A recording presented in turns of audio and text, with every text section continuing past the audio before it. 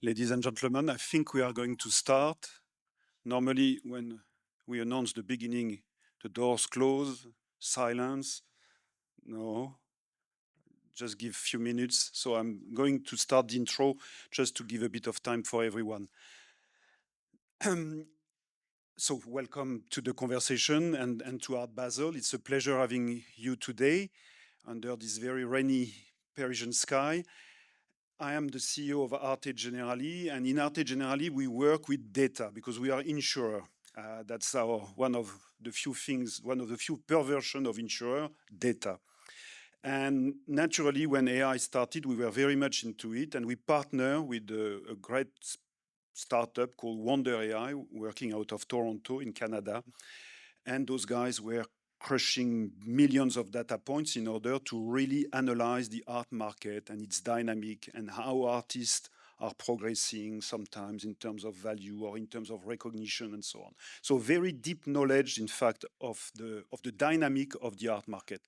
So when the idea came from Colleen, from Art Basel, that we could work on Paris as an art place and try to explain the dynamic, we said, well, let's do that, but let's also bring some art fact in order to nourish the conversation. So that's why we are here today together. I have been living abroad for 20 years. I'm French, as you have noticed. But living abroad for 20 years, you know, it's very sad sometimes to see your country evolving in some direction you may not like or you think could be better. And it's true that economically, France has not been at the forefront for 10 years. The financial situation, the debt has been on the increase, the governments now are unstable. But there is one thing which is regularly progressing, it's the art market and Paris as an art place and France as an art place. When you look at the quality of the exhibitions, I live in London. I can tell you that the quality of exhibitions are better in Paris than in London. I should not say that, but I think it's true. When I see the number of, I would say, new art institutions, I mean, look at the Cartier Foundations. You all remember them in the 14th area. Now they are in the center of Paris with a brand new building. I mean, Pinault, Arnaud. The dynamic of the galleries. Of course, we have Emmanuel Perrotin here, but there are other younger guys still following him in this pursuit of quality, excellence, discovering new people, promulgating them outside of France. It seems that the French art place and Paris at the center is living in its own world. So this is the paradox we are trying to crack today, thanks to Martin and all the panelists who is going to introduce you. How can we explain this dynamic and how is it sustainable? So let's go there. Thanks, Martin. Thanks. Thanks, Jean. Thanks very much. And thanks also to Art Basel, to Colline Milliard, and to also my dear Clément de Lépine for their invitation today. Of course, I would like to thank our panelists because they accepted to take some time in this crazy week to share their analysis and to share their experience, to share their thoughts. So thanks to Mina Soltangheis, to Julie Boukobza and to Emmanuel Perrotin. I will introduce you more and in a better way later on. The fact that Paris is back, as so many say, that Paris is a magnet again for the art world, has become a kind of commonplace. But behind this commonplace, there is a reality that we all can observe in these days, in this week. In the headlines of the international press, in the aisles of the fair, of course, but also in the whole city. It's a reality that makes me happy and brings me years ago when I was working for an art fair that was FIAC at this moment. And together with Jennifer Flay, we spent so much energy to try to convince galleries, collectors, curators to come to Paris. At this moment in the early 2000s, it was not an easy job, but we had very good arguments and we convinced one by one many of them who never left the fair and still are here. So this new reality is for me a great pleasure. The idea of this conversation, I think, is to try to go a little deeper beyond the superficiality of the commonplace, and maybe also beyond the effects of self-fulfilling prophecy that the art market just adores. To be clear, let's say everything is great and everything will be great. It's a very, very important effect in this art world. So we are going to try to be more, yes, to go deeper, thanks to the analysis that Mina will present us, and also through the experience that Emmanuel and Julie will share with us. I'm very happy that we can have Emmanuel's point of view in this conversation. Not because he's a major player, not because he's a man who always speaks very freely, very directly, without any langue de bois, but also for the unique openness of his experience. Open geographically, operating with galleries in 9 countries in Europe, America, Middle East, Asia, and also open because rooted in history, in almost 4 decades of activity. And he went through periods of incredible growth of the art market, also periods of crisis. And I think it's really important to be able, thanks to Emmanuel, to contextualize the Paris situation in the world geographically, but also in the not history, but in the recent past.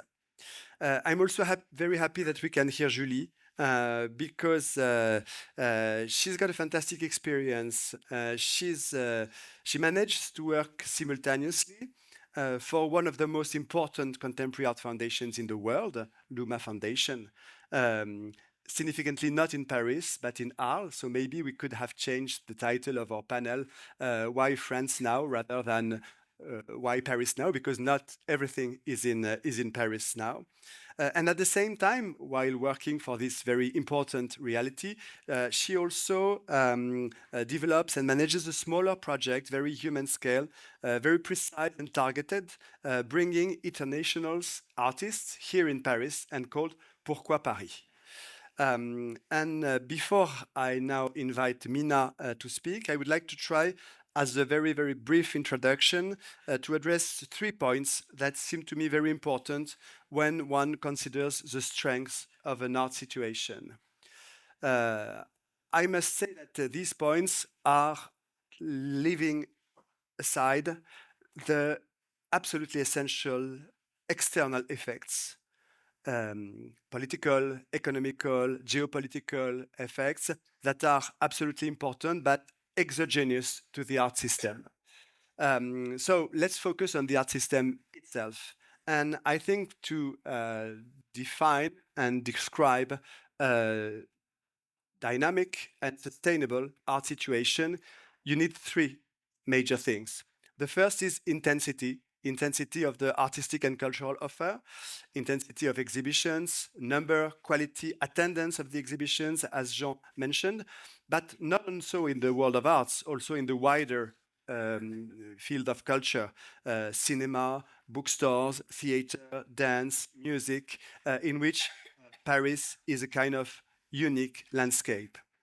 Intensity. The second is openness. It's more a question of state of mind. French culture has always been very rooted in a certain idea of xenophilia. There's a strong tradition in welcoming artists from all over the world. There's a very strong tradition for institutions to collect or to commission works without any consideration of nationality.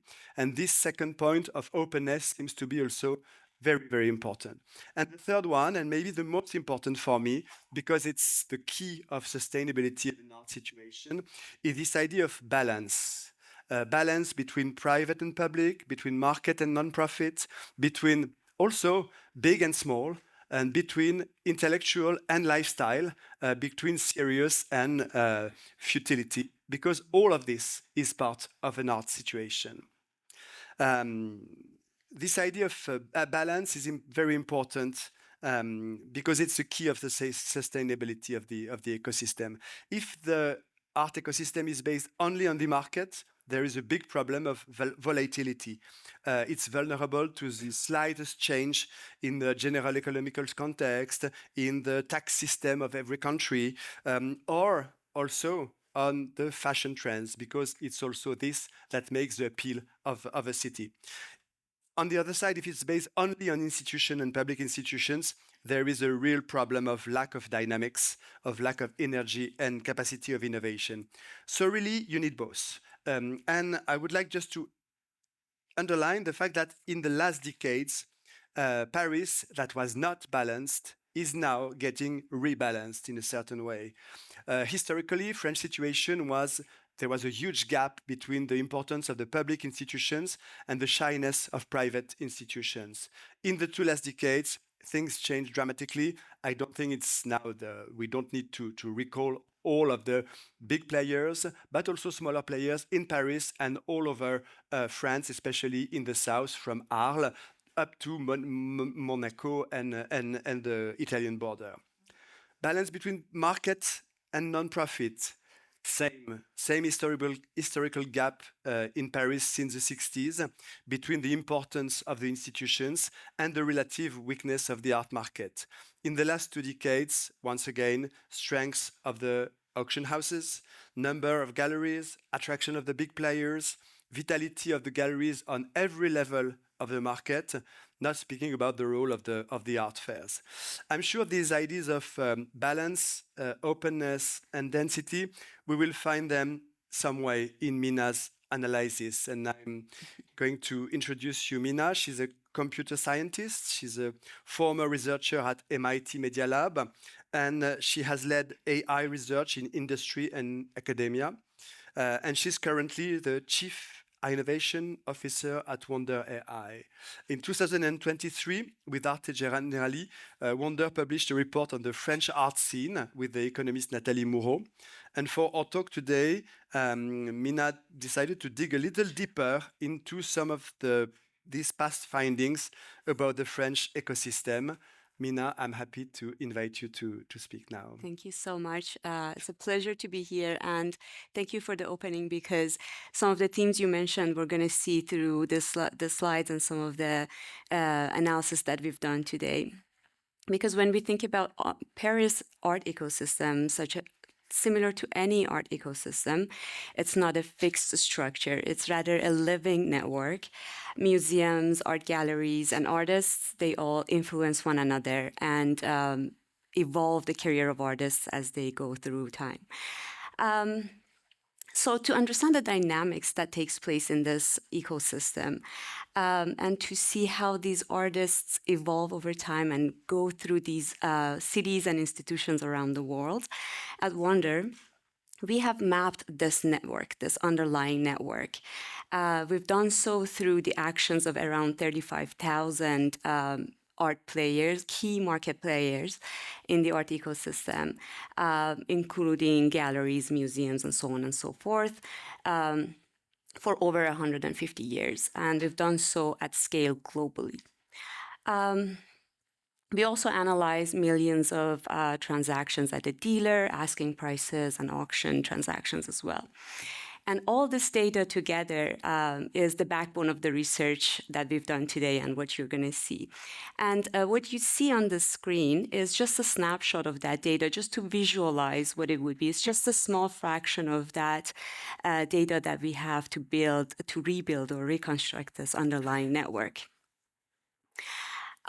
So to look at Paris ecosystem, we use this data, and we want to look at this ecosystem through different lenses: its risk-taking, price patterns, and also how it welcomes new artistic voices.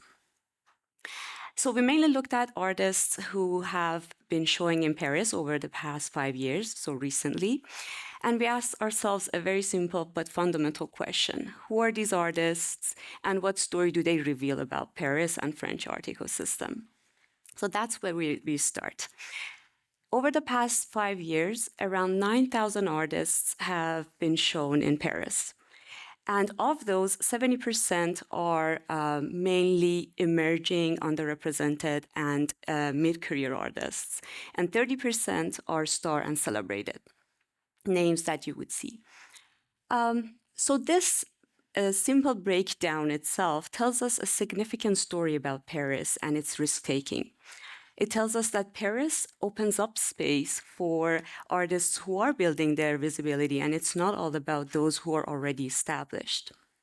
But to look deeper, who in the ecosystem is really taking this risk? And we mapped the institutions behind the first shows of early career artists. And we try to see who are the institutions that are taking these first shows. In Paris, we saw something quite balanced. We saw that nonprofits and commercial galleries, they both contribute almost equally.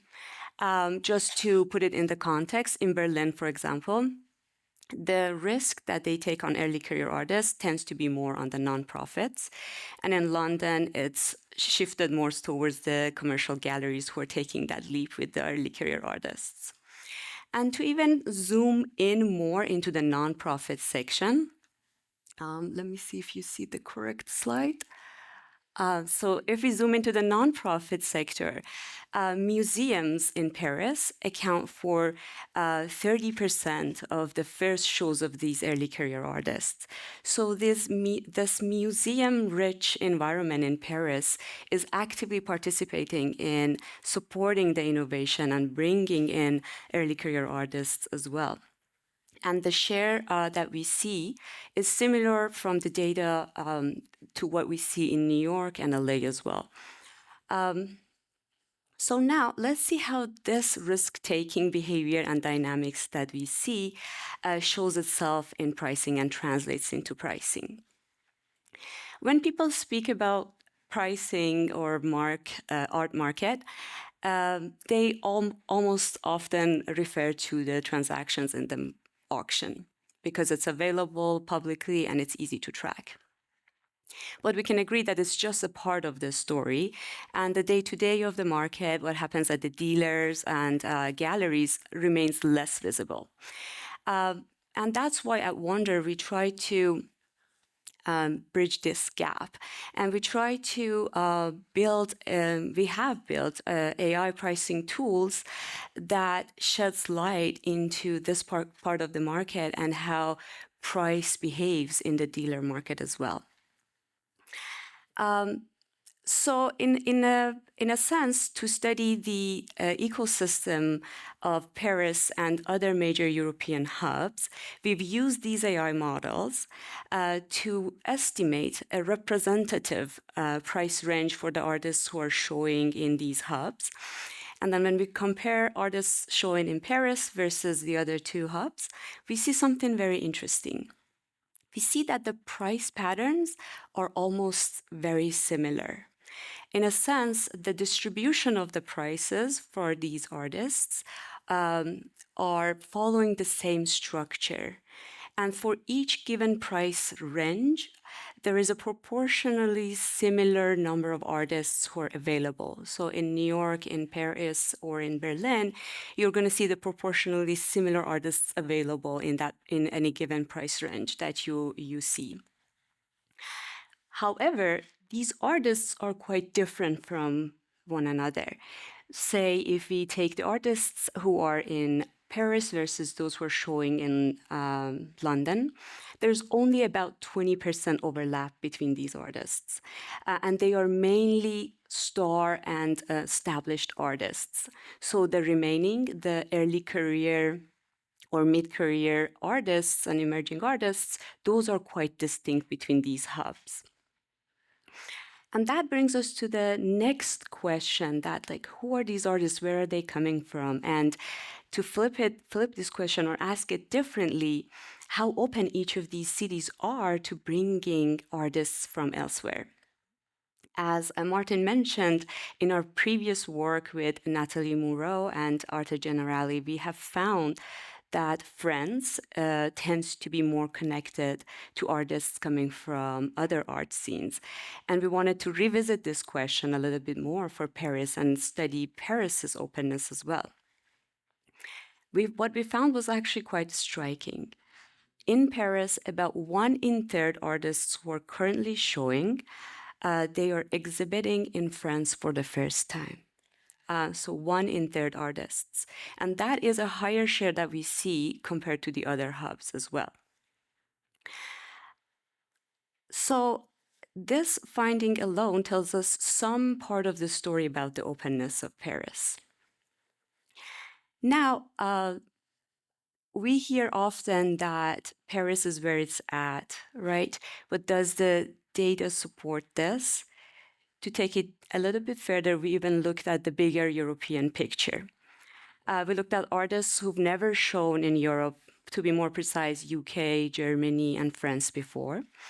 And we saw that an increasing number of artists are making their European debut in Paris. So the share of artists who made their European debuts in Paris before a few years back was around 35%, and now it's at around 42%. So there's a clear shift that we see in the dynamics of the ecosystem. And Paris is becoming the entry point for even more and more artists who are entering European art scene as well.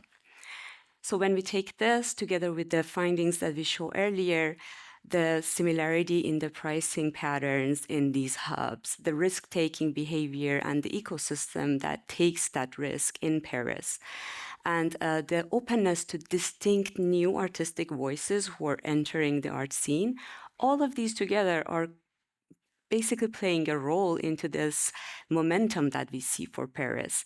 And they all are behind what we see as Paris becoming increasingly more attractive in the international art scene. And a lot of the themes that you brought up is basically a part of this picture as well. Thank you, Mina. Of course. At the same time, very interesting and fascinating, and sometimes also frustrating, because we are here only with figures, and it's fascinating. But we would like to ask you so many questions, and I'm sure Emmanuel and Julie would also want to ask you so many. Of course, the main question is we had data in a kind of absolute situation, but the relativity and the comparison between the different also cities, Paris, New York, London, Berlin, I think these dynamics are also very interesting. But I would like maybe Emmanuel to react to this proposal by Mina and Wondeur, but also very simply to speak with his experience of this place, of this time, of this ecosystem. And to get back to the first question of this panel, why Paris now? Why Paris now is not the same answer for different group of people. And so why Paris now for gallerists, for collectors, is not the same answer as why Paris now for artists, for curators, etc. And dear Emmanuel, what do you think about all this? Thank you, Martin. So you hear me? No? Yes? Okay. Donc you asked me to speak frankly. Let's start by the problems of Paris, because we can list many advantages of Paris now, but unfortunately, it was a long road to arrive to where we are. And I want to mention a sentences from a very good French writer, Sylvain Tesson. France is a paradise inhabited by people who believe they live in hell. Well, I'm happy because I was not sure if the quality of my English you will understand. And I don't know if the translation is good here, but speaking about English, it's one of the big difference. Maybe 5 years ago, this conference will be in French, and everybody will not be invited to come, you know. This is in English, and the country make a lot of efforts. Thanks to Uber, our taxi driver can be escape. You can speak, you cannot speak with a driver, and you can take an Uber. It's helped for our reputation. Thanks to COVID, we have many old waiters disappearing. They decided to, it was a very hard job. And you have a young generation speak English, badly like me, but they speak in English. Make us looking less stupid, because for sure when you don't speak English and someone speaking English to you, you are aggressive because you are frustrated. That's what we live everywhere in the world. But nobody notices it because you feel we have to make the effort. But that's another subject.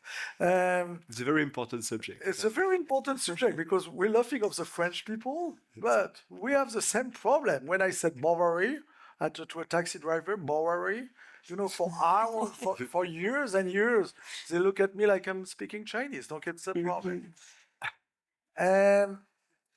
France like to complain. French people complain. Our ecosystem was not so bad before, but just we have a long tradition of complaints. You know, this complaints is a drama because we have many very good things here. For sure, in a couple of days, our unions or politicians are able to destroy everything. You know, they can make a strike the day of the gala dinner of Pompidou. It's a nice habit, you know.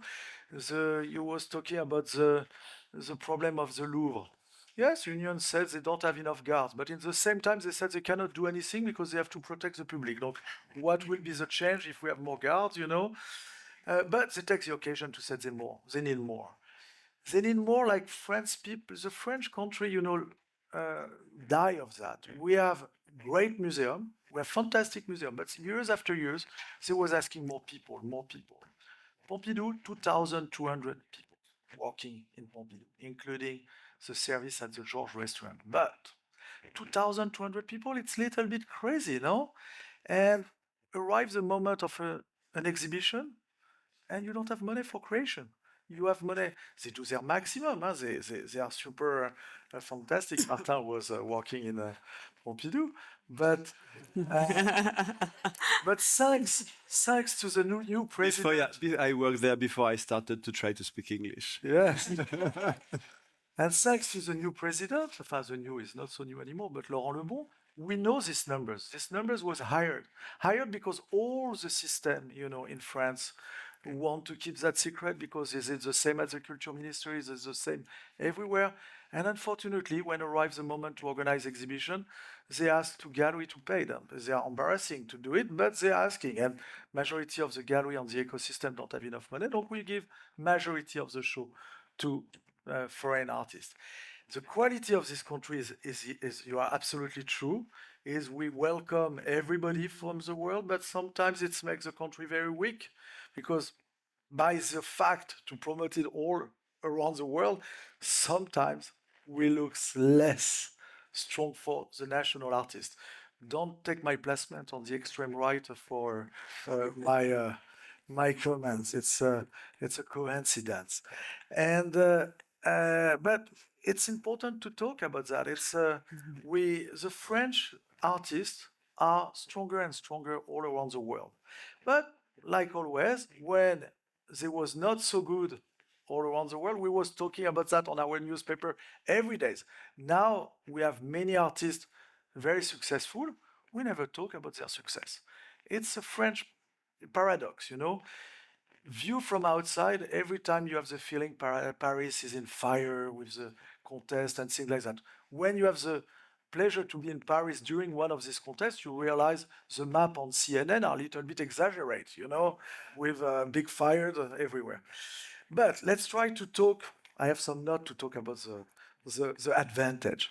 Donc the advantage is already. You know, it's like a kind of SWOT table. Yes. Have I didn't watch my note.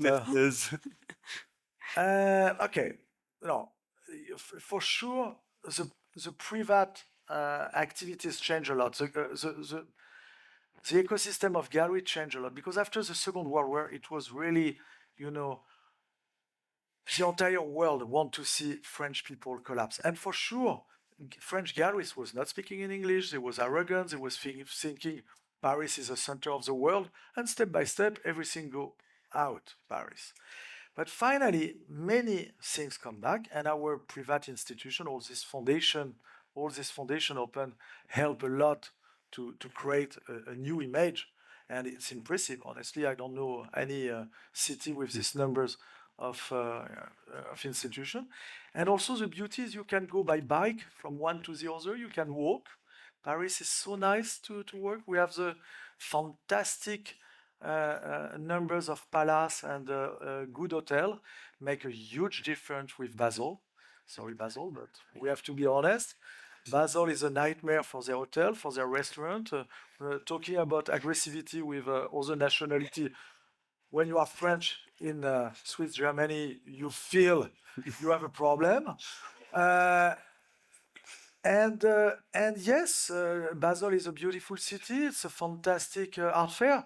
But the problem is clients don't want to live in this condition because they impose to the dealers to take 1 week for the hotel. And at the end, the clients don't have a decent room. So now they live in Zurich. Great for us. They organize a program, a crazy program all around the city, and arrives the moment to visit the fair, they have almost no time. You know, they want to come back to Zurich. It's a real problem, and I hope they will find a solution to resolve it. I don't know in which way, but they opened Paris. That was a solution, and we are very happy. We are very happy. Donc it's help for the ecosystem. But let's not give to Basel, you know, the responsibility to make Paris so much better. It was already there. You know, many people was doing a fantastic job. For sure, everyone fighting with what they have. Many of the directors of this museum, you know, what they can do. When Pompidou closed for 5 years, and let's doubt they will close only for 5 years. We know the story. They was happy. The culture minister was happy at the end on the herd.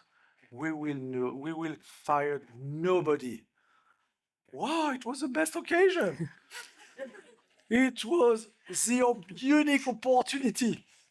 Our unions make strike before the closing to be sure they take engagement to come back on the same circumstance, on the same situation. Let's say, also the one will go to retire, they ask if they are replaced.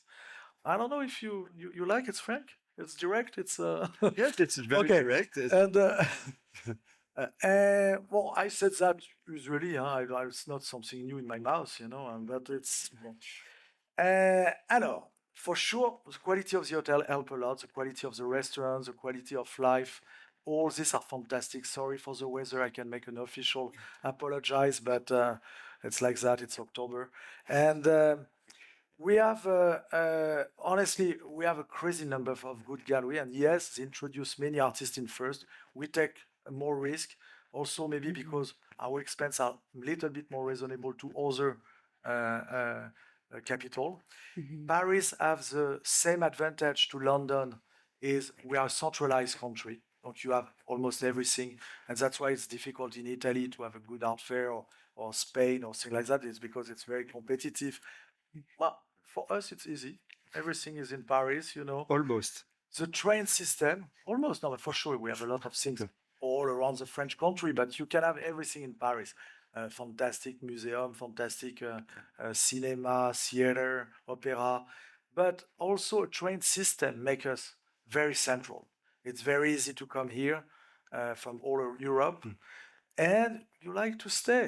Donc, it gives us a chance. You come back to the fair to see if we change our booth, you know, because we do these efforts on many art fairs. But the problem is majority of the clients left already the city. And donc, yes, Paris have real good advantage.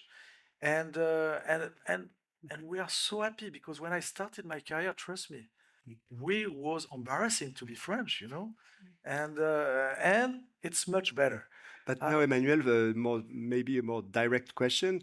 You have galleries all over the world.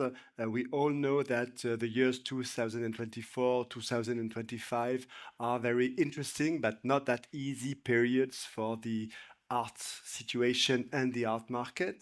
Do you have any observation about the relative more resilience or dynamics of Paris between what's happening in your other galleries all over the world? Do you see some trends in this? Alors, first of all, unfortunately, 2025, it was a problem everywhere. Yes. What was the first time? Usually, I was able to compensate one zone with another. Americans are interesting because when they decided it's not the moment to buy, they close completely, they don't buy. And the worst numbers we get was in America. Maybe it's me, maybe it was the programmation I have during this period from January to now, but it was difficult. And but from the previous crisis, what we remark is when Americans come back, they come back very strongly. We have the feeling they have a budget they didn't spend for a couple of years, and finally they will spend it now. Because many of our clients are not less rich to before; they are still very rich, but it's a problem of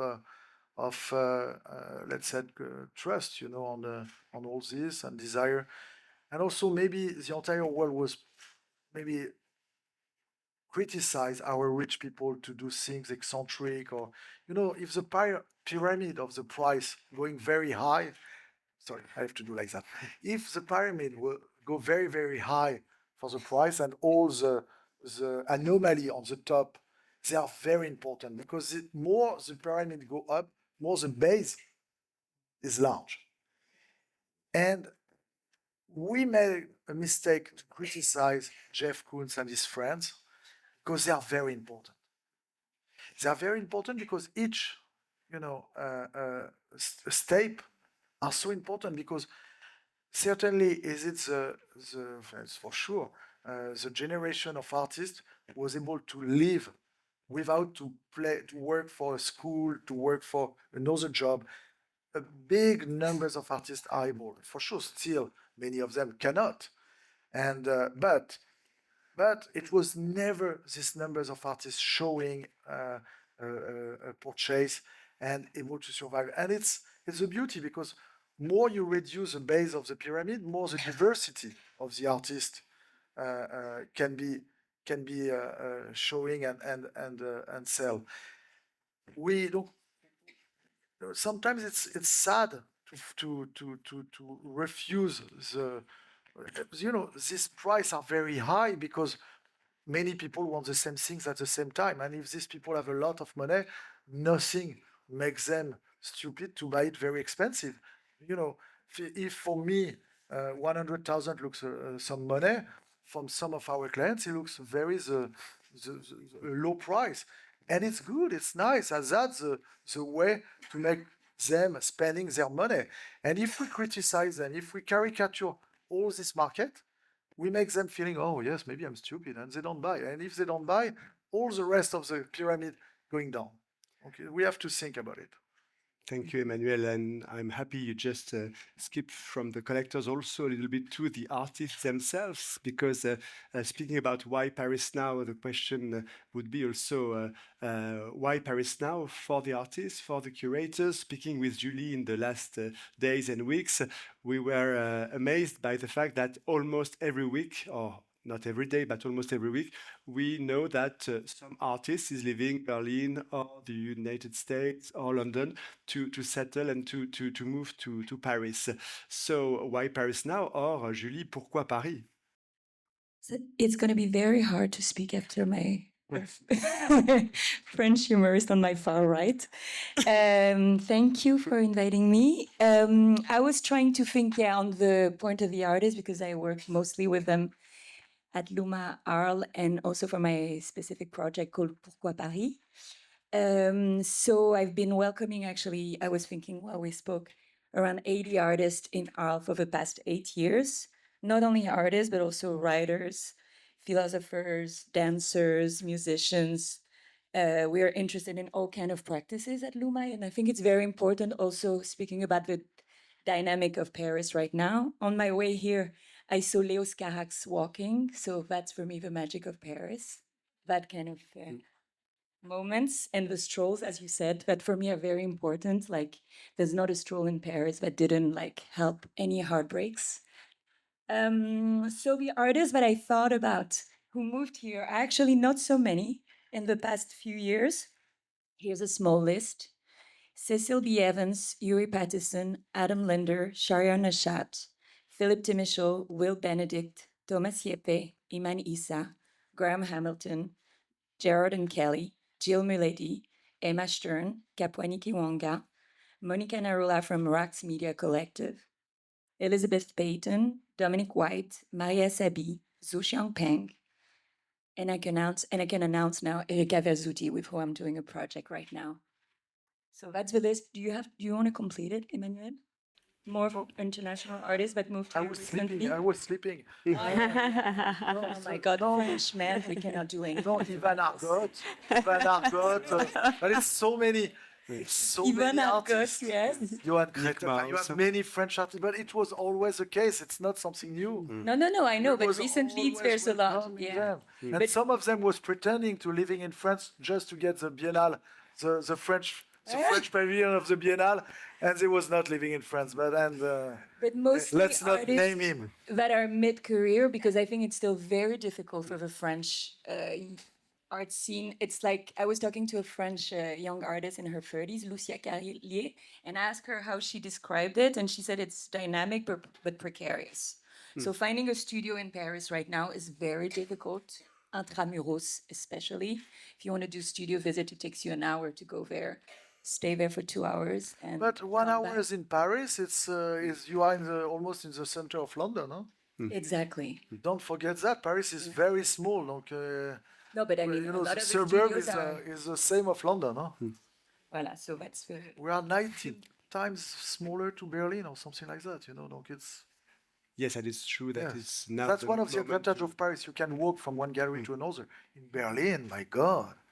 Even in London, yeah. Oh, Yes. London is better to be for. And the French situation make an for effort. artist They make an studios is also in Pantin, is also in Vitry, is also in Ivry. Montreuil, All of these Aubervilliers. places connect directly with the metro. So it's, but we're speaking about artists, but I'm also interested in the all these, because we spoke of the point of the pyramids and all this network of artist-run spaces, of smaller gallery. I feel like also, well, some people say that there is a problem of arrival of new generation of galleries in Paris.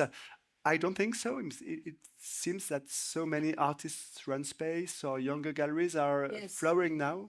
It's very important because I lived in New York for 7 years, and I remember it was very important for me to go to like the house of now big curators who had like a Chinatown apartment, like a 5th walk-up floor, and you would go and discover amazing artists. And now this is happening in Paris as well. You have places like Profil, Goswell Road, Sentiment, Princess, Judith's Death, L'Agence de Voyage, a lot of really good essais, a lot of really good artists run space, and I think that makes a huge difference. Tramps opened Trams, last which month. Yes, Slash gallery slash, yeah. opened as last Food or month by Trash, Peter Doig. yeah. And I think that makes the community also more soudé, not to speak French, more together. And it's a big change. I think artists are helping each other in Paris right now, and they're more inclusive as well. There are big changes. And yeah, they all do speak English now. Nicolas Bourriaud recently wrote a column in Beaux-Arts magazine that was a kind of hooray for crisis, and he was just reminding that in the 90s, where art market also went through a very, very deep and problematic crisis, it was also the moment where galleries experienced new ways of collaboration. And Emmanuel, you were part of the adventure of Rue Louise Weiss in the 90s. It's also the moment when the devalorization of the object led to the birth of a new generation of artists. Philippe Parello, Pierre Huyghe. Yes, but also Maurizio, etc. What do you think of this dimension? You make Maurizio French now? I understand it. No, a no, big part of his career coming from France. Many of the key people was in France, but Maurizio is Italian. The crisis in the Let's 90s not. was not only the crisis in the 90s was not only in France. And Nicolas, of course, analyzed the thing on a more global point of view. But do you feel some kind of the crisis in the 90s was another level of crisis. We have a a cheap crisis now. At this time, what you was selling 100, you was not able to sell it at 10. Donc we speak about a big crisis now because we are so many galleries, the ecosystem is very big, and for sure we have a lot of bad habit to spend a lot. We organize party, we publish books, we do so much more to compare to the 90s. You know, I can make the list. It's impressive, the numbers of employees, the numbers of the rental fee, everything is, because we have much bigger space. But in the 90s, it was from one day to another. You was not selling anything. And I opened at this time. I did not have the bad habit of that. Today, the market going down, it's very difficult for many people, for sure. It's not easy at all. But the very good news of this crisis is it show one of the caricature was wrong. We was always speaking about how much a part of our clients was just there to speculate. And honestly, if from 2023 they were still buying to speculate, there was stupid speculators because it was clearly going down. And by the fact we're still selling quite well, makes the proof our clients have a real passion for that. And it's very important for me because we was destabilized by the speech of many people don't like contemporary art, was making our field just something for speculate or to laundry money. I was like, okay, come on, it's not my job, you know. But seriously, some people was talking to me, oh, my country is special for that, but like it was only the reason we was doing all this. And you are like, no, we have a real passion for that. So this crisis makes this, and it's important for me. Julie, of course, you were much too young to know the crisis of the 90s. But what do you think of the actual situation and of the kind of capacity of resilience of the Paris situation in moments that could be more tough than by the past? I know it's a good question. I was just thinking it has actually nothing to do with it, but a little bit. But the big crisis in Paris is the nightlife. And we didn't speak about it yet. No? Finally, you mention it. No, but I think it's important because we're in full. I come from a nightlife inheritance. I have a good news. Wait, tell me. You're opening a club. No, Lionel Ben Simon, the founder of Le Baron. Yeah, our dear the best mentor. Club of our generation. Reopen Le Bus Palladium. Oh my God. So yes. It's coming. You're it's very coming. Positive I think we was trying to do a party there, but they are not ready. I think we collectively finally found the answer to the question, why Paris now? Exactly. You just found the answer. What? Bus Palladium. So why Paris now, the Bus Palladium. It was 45 minutes, was absolutely and terribly short, and I see Colin coming now. So I would like to thank you all and apologize for having been obliged maybe to make you short sometimes. I'm sorry for that, and it was a great pleasure to be with you tonight. Thank you. Thank you. Thank you, Martin. Thank you, Mina. Thank you, Julie. Thank you, Emmanuel. A big round of applause. Thank you. Thank you. Thank you.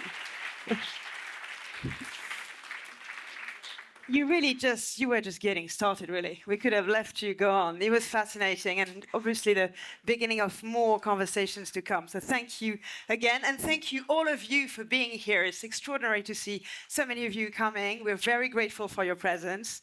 And come back again, since that's 5:30. We're going to move topic completely and look at the shared language of sport and art with an Olympic sports person, Fabien Allègre from the PSG. So really looking at how culture and performance can come together in a different way. So thank you again and see you later.